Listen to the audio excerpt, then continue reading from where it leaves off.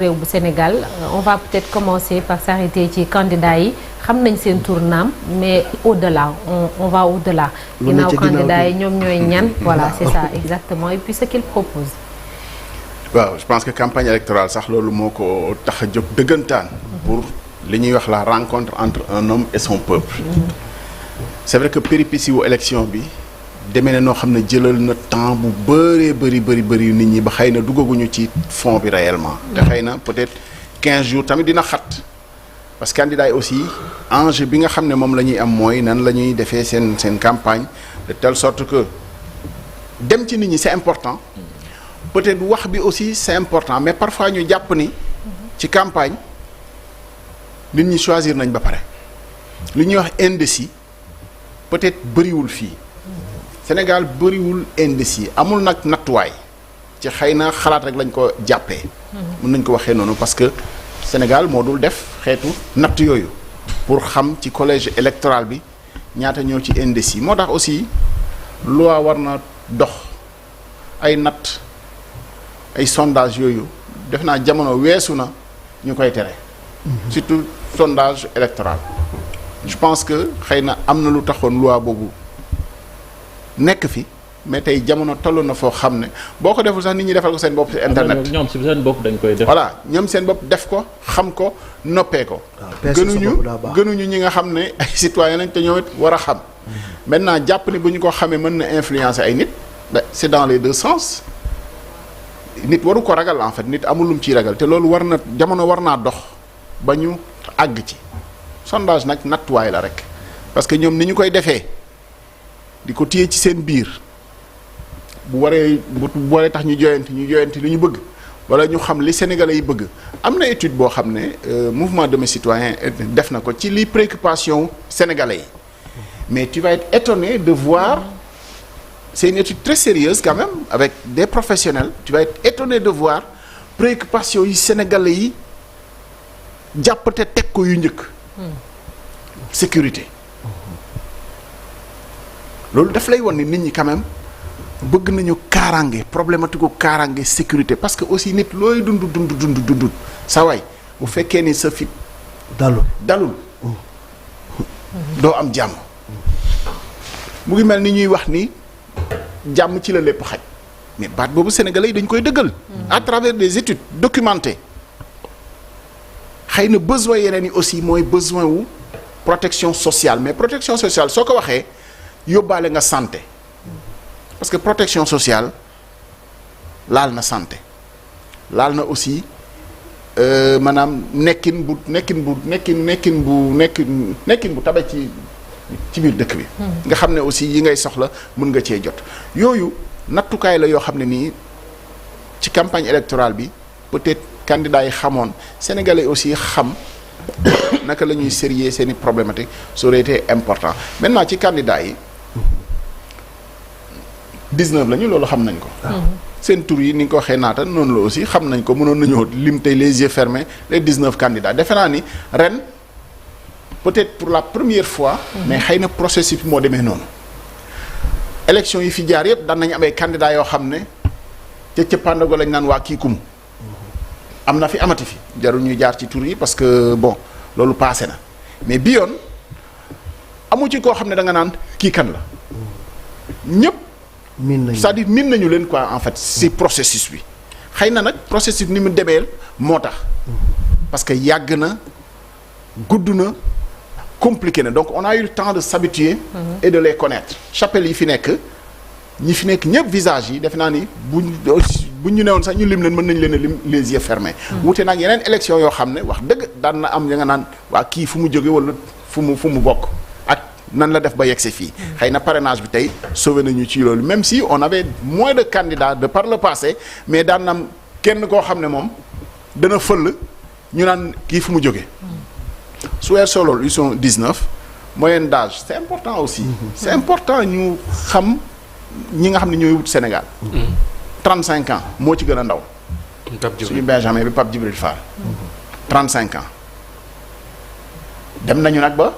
doyen bi 68 ans Khalifa Sall moyenne d'âge bi soo ko jëlee moyenne c'est une moyenne en fait. boo jëlee ñoom ñëpp seen âge. divisé ko par 19 loolu moo lay jox moyenne 56 ans. moyenne bi 56 ans. relativement jeune. bon ou relativement hors catégorie. de la majorité des Sénégalais mais. élection la ñu nekk. bu ñuy wax ni 35% des Sénégalais au moins de 19 ans Sénégal 18 ans la ñuy voté. donc xam nga ñi war a voté takkuwuñu noonu.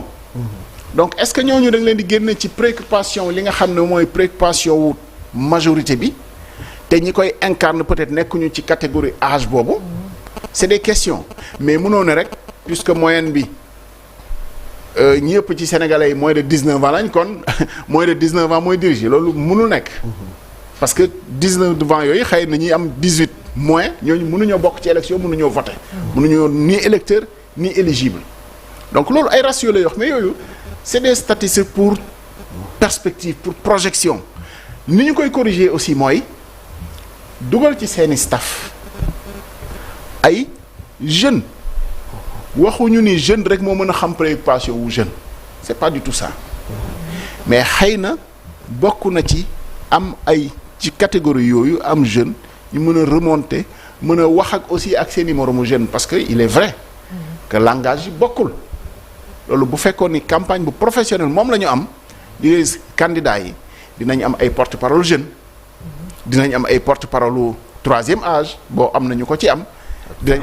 ay porte-parole ñuy wax ak waa daara yi ak jigéen ñi ñuy wax ak jigéen ñi yooyu yëpp normalement dafa waroon am mais campagne bi c'est très compliqué quand même je pense qu'il faut avouer que c'est très très compliqué mais parce que processus bi moo tax mu compliqué. mais 19 yi les forces en présence Ablaye au-delà wax nga ko dëgg ci tur yi boo xoolee ku ci nekkit maanaam courant bi nga bokk mel na ni bari na ci ñu bokk rootuwaay am na ci ñu nga xamante ni aussi ñu bees la ñu ci làng. waaw xam nga boo encore une fois ñu jëlee ko ci taarix rek. élection yi fi jaar yëpp mis à part la parenthèse 2000. daanaka ñi taxaw yëpp da ngay xam ni ñii tous contre un la peut-être pour la première fois bipolarisme boobu xëtt nañu ko. parce que pour la première fois on n'a pas un candidat sortant bu bokk. oui ça moom je pense que mooy donnée bi gën a essentielle ci affaire yi. d'ailleurs lan mooy war a nekk comportement am ci élection bi jusqu'ici il a une posture disons de neutralité on peut le dire voilà il n'est pas si actif que ça dans cette campagne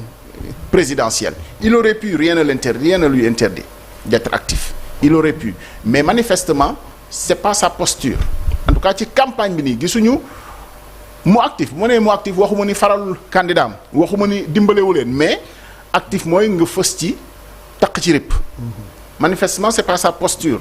lu ko waral xawma mais mënoon na ko def parce que c'est ça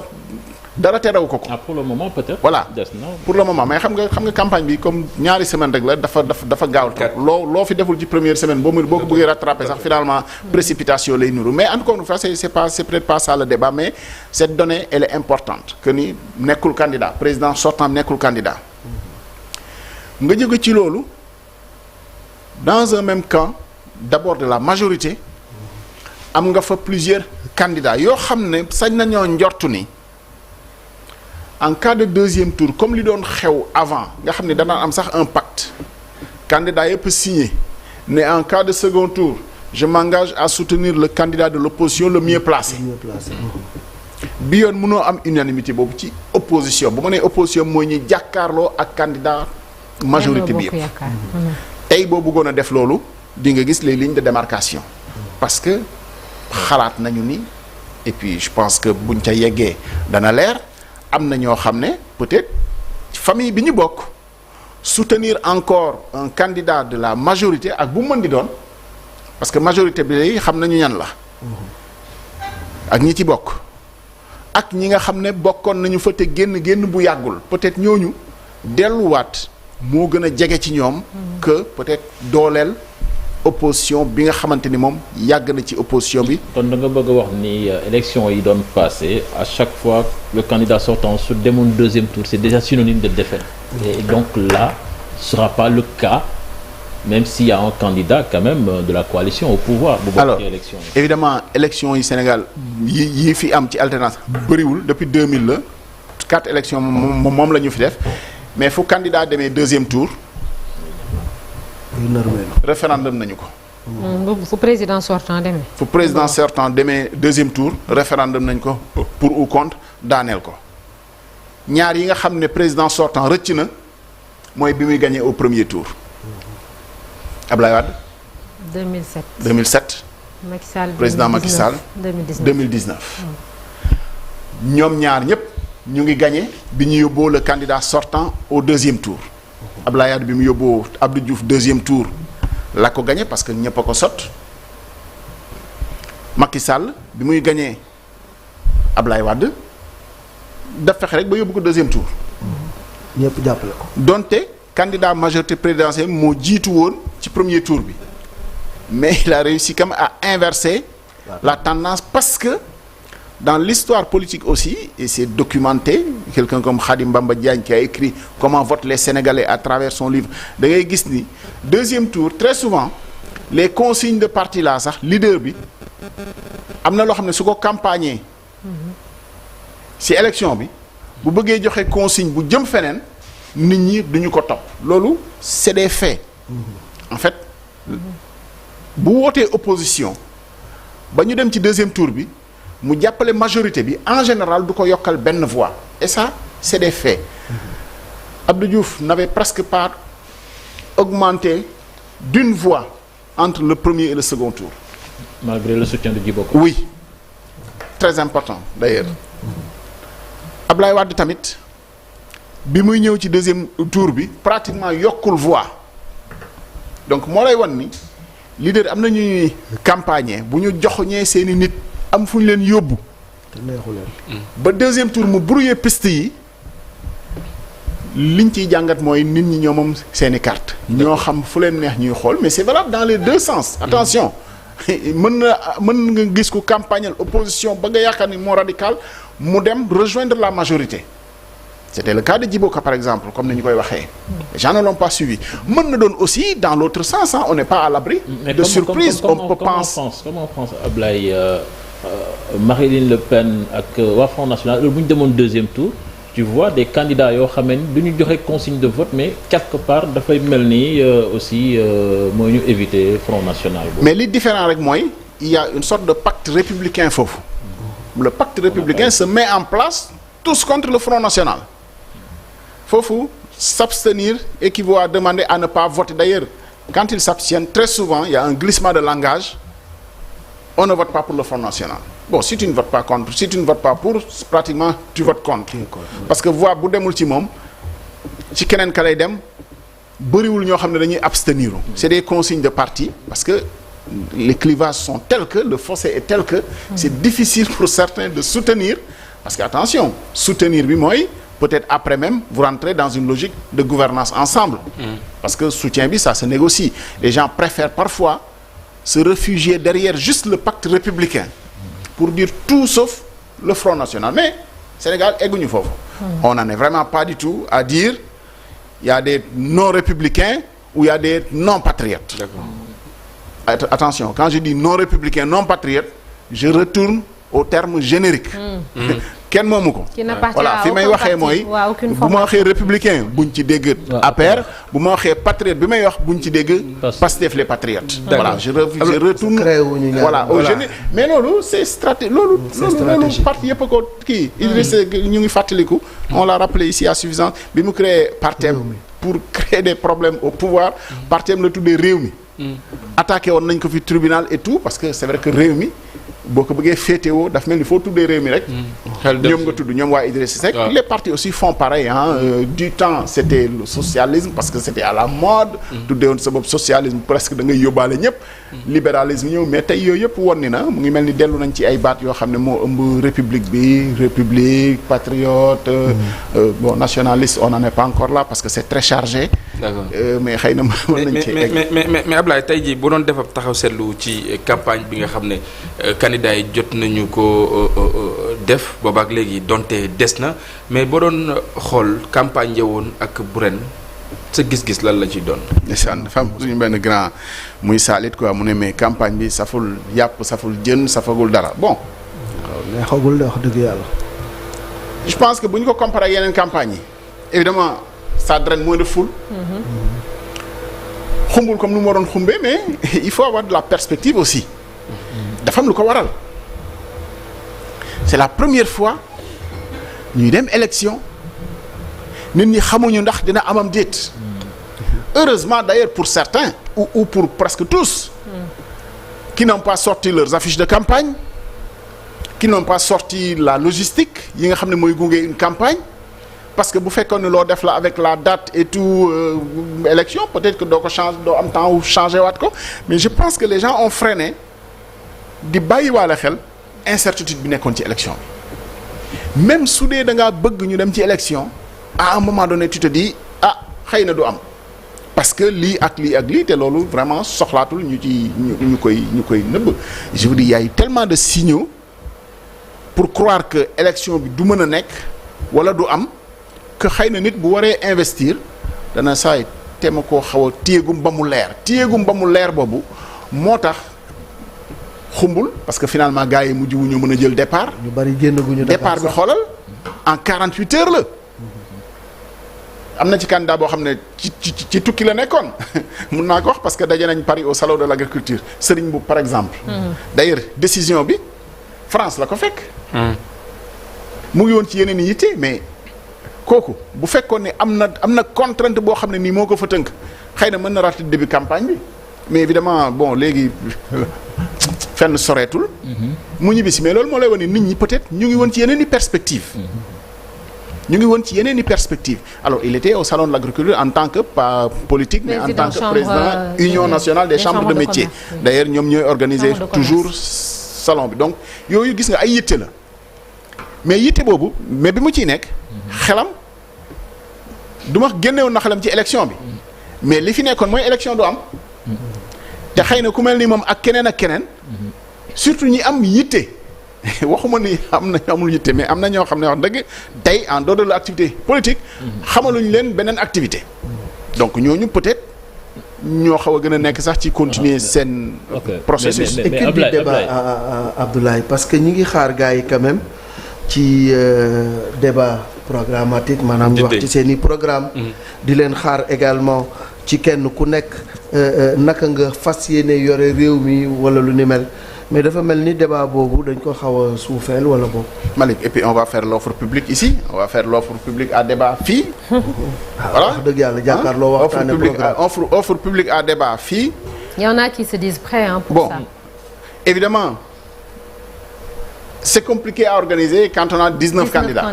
C'est ça. peut-être à tout donner. mais day wóor na yàlla leer na ma ni bu 19 yëpp d'accordoon on l'organise. Parce que quel pied quand même d'avoir les 19 candidats c'est pas grave ak mën a nekk. ça sera pas facile parce que le temps de faire le tour de table boo joxee premier candidat on l'organise c'est 2 minutes pour chacun et puis on revient je pense que en fait c'est ça le truc ok notre système démocratique fait qu'on a 19 candidats. C'est pas impossible. Mais c'est possible de le faire je ne me fais pas d'illusion. Nada, je sais que les 19 n'accepteront pas pour des raisons évidentes que campagne bi dafa gàtt pour des questions d'organisation pour des questions surtout et c'est le principal problème bu ñuy confronter au fii Sénégal. Le candidat de la majorité dit toujours oui mais moi je peux pas être seul contre tous les autres. Mais évidemment ça c'est un faux prétexte parce que dans tous les pays du monde le candidat sortant il est seul face à tous les autres. C'est ça. te du l'intérêt débat. Mais est-ce qu'il y en a 19 aussi? Il y en a 18 kon bokk. Oui mais peut-être Amérique amoon nañu 8 ils ont débattu même seen primaire yi da ngay gis ni ils sont 10 ils font le débat en fait franchement man je trouve. Ce serait formidable d'avoir un débat à 19 dans l'organisation ça peut se gérer évidemment bon on fera de la magie si on le fait ici mais dès à présent l'offre publique à débat est lancée bu ñu bëggee voilà ku ñëw exactement xam nga sànq li ngi wax campagne bi safagul peut-être que amagul impact mais est-ce que quelque part aussi jamono changé gul parce que y a une majorité silencieuse qui est là boo xamee ni génnul ci mbedd mi demul ci meeting yi et on a remarqué aussi une digitalisation presque extrême maintenant boo xam ne moom la ñu nemmeeku ci candidats yi ci réseaux sociaux yi porte cible yi day dal sur TikTok nit ñi day toog këram di seetaan des meetings en direct loolu sax day tax ma ñëw ci format bi nga xam ne ñu koy defee journal campagne à la télévision nationale on montre les meetings yoo xam ni la veille la ñu am nga xam ni ñëpp romb nañ ko est-ce que loolu aussi c'est pas caduc. Évidemment li ñu war a adapté dafa bëri le format de le journal là de la campagne évidemment c'est réglementaire moo tax ñu koy continuer di ko def RTS rek bu doon sagoom wax dëgg fa yàlla il va passer son temps à autre chose que consacrer combien de temps ça lui prend d'ailleurs parce que j'avoue pour toog du début à la fin pour suivre évidemment on regarde tous aujourd'hui la télévision sur nos smartphones on se rattrape quand on peut parce que quand ils sont à l'antenne sur le journal de la campagne officiellement à la RTS nous on est sur autre chose aussi on travaille on a des contraintes mais ni mu nekkee noonu ci ñun noonu la nekkee ci ñeneen évidemment faut s'adapter une campagne faut s'adapter adapter bi mooy évidemment la digitalisation tey daf ci am wàll mais Sénégal n'est pas en retard au Sénégal les gens sont très forts et je pense que c'est des rubriques qui sont développées d'ailleurs dans cette maison pour ci campagne bi les gens sont très forts sur la digitalisation évidemment lu ñuy tenir compte la ci campagne bi li ñu war a tenir compte aussi mooy évidemment les gens peuvent se dire indécis xamuñu ko parce que peut-être si suñu culture xamuñu kan mooy indécis c'est-à-dire ki choisiragul ba candidat yi mën a jàpp ni nit ñi choisir nañu ba pare toog di xaar non nit ñi aussi foog nga wuti leen wuti bi aussi mooy jaay leen programme jaay leen un fonds bi nag wax dëgg lu bëri ci li nga xam ne jot nañu koo yër peut-être ay gars yi génnewuñu seen programme intégralement en tant que tel am nañ ci ay extraits de programme évidemment ils ont sorti des livrets presque tous mais bëri na nag lu mu nuróowaale bëri na tamit lu ci nekk ay déclaration d'intention maanaam yéene nii laay def loolu vraiment du programme aussi programme dafa am nu muy bindoo wax noo koy financer loolu c'est très important wax noo koy defee boo jàppee rek ci wàllu logement bon pratiquement dañuy si ñoom bokkee nañu lu bari. Ça c'est la nécessité des interviews interaction avec un journaliste parce que foofu lay mën a leerale mais soo ñëwee ñu jox la 3 minutes nga téye sa micro wax. Et même je pense que ça va au-delà du simple panel avec des journalistes on peut même nous avoir des panels d'experts qui évaluent on peut évidemment poser des questions par exemple soo jëlee j'étais sur la lancée de par exemple un seul exemple sur le logement ils disent tous la même chose qu'il faut pratiquement qu'il faut régler le problème du logement qu'il faut faire des logements sociaux loolu yomb loolu depuis Senghor loolu moo fi nekk en fait loolu taxoon sax ñu créer peut-être société yi nga xam ne ñoom ñoo fi nekk mais ça n'a pas marché évidemment président Macky Sall avec son 100 000 logements c'est pas aller au bout te waxuñu woon ni bu fiy jógee du sotti parce que c'était prévu que ce sera dans son 2e mandat donc évaluation yooyu suñu ko deful ak le cadre xam nga fii mën nga fi wax logement te réglé woo la question foncière est-ce que mën nga fi wax logement te réglé woo la question foncière qui est centrale cette question foncière l'emploi des jeunes on a une réforme foncière qui n'est pas allée au bout parce que fi ñuy bëgg a joxoñ ñemewuñu faa dem parce que évidemment li muy chambouler boo jëlee exemple bu gàtt suufu maam tey par rapport à la réforme foncière suufu maam amatul est-ce que réforme boobu mën nga ko appliquer fii mën nga fi dugg ci dëkk yi ne nit ñi seen suuf bi ngeen yor seen suufu maam moomatoo leen ko donc la loi bi dañ koy def ba pare mu nekk ci ay tolérance ñuy accepter finalement ba teggi loi bi donc nañu def réforme yoo xamante clairement des programmes fantaisistes voire populistes. Oui, je pense qu'il y a quand même des trucs qui sont comme des slogans je vais faire 1 million de logements loger tout le monde yooyu je pense que c'est quand même d'emploi pour les jeunes yooyu moom defe naa ni loolu moom sonn nañu mais waroon naa xew yi depuis monsieur Moulin ak madame Forage ci campagne bi dafa mel ni nit ñi ba léegi engouement bi ñu doon wax ne non seulement amul doo sentir sax ni véritablement ñi ngi jëm ci élection comme ni may faral di wax la pression monte, l'adrénaline monte, montée d'adrénaline boobu doo ko sentir beneen bi ci des dafa mel ni tamit am na ñu nga xam ne ba fi mu nekk nii gëmuñu ni élection dina am wala ñuy def ay pexe pour élection bañ a am. waaw Malick xam nga loolu moo garaaw ci affaire bi en fait élection dem ci moo waroon gën a yomb que bañ cee dem mais on est dans un pays où élection présidentielle quand même on est à une semaine pratiquement xamuñu ndax dina am wala du am et ça ne veut pas dire que ñi bëgg élection bi bañ am nekkuñu ci seen droit encore une fois ñi dem di clamer ji ci yoon ci ne am na lu ñu tegg ci charte yi warul demee noonu ils sont dans leur plein droit mooy nga am lu la neexul nga jébaane ji ko ci yoon loolu seen droit la te foofu la droit neexee droit li ñuy wax droit te ñu koy jàngale ci faculté yi foofu la droit neexee débat juridique boo xam ne gis nga li xale yi daan wax ci mathématique dañuy toj foofu la droit neexee nga gis sew-sew yi nga xam ne nii ñoom ñoo ci nekk ñu ne la tey li tax ñenn ñi yaakaar ne élection bi warul am fi ñu ko teg la Decroix mi ñuy wane mën nañ leen a nangul seen complainte wax ni nanguwuñu ñu xotti chartum réew mi pour rek dem ci élection bu ñuy dem dañ koy jaarale ci yoon c'est leur droit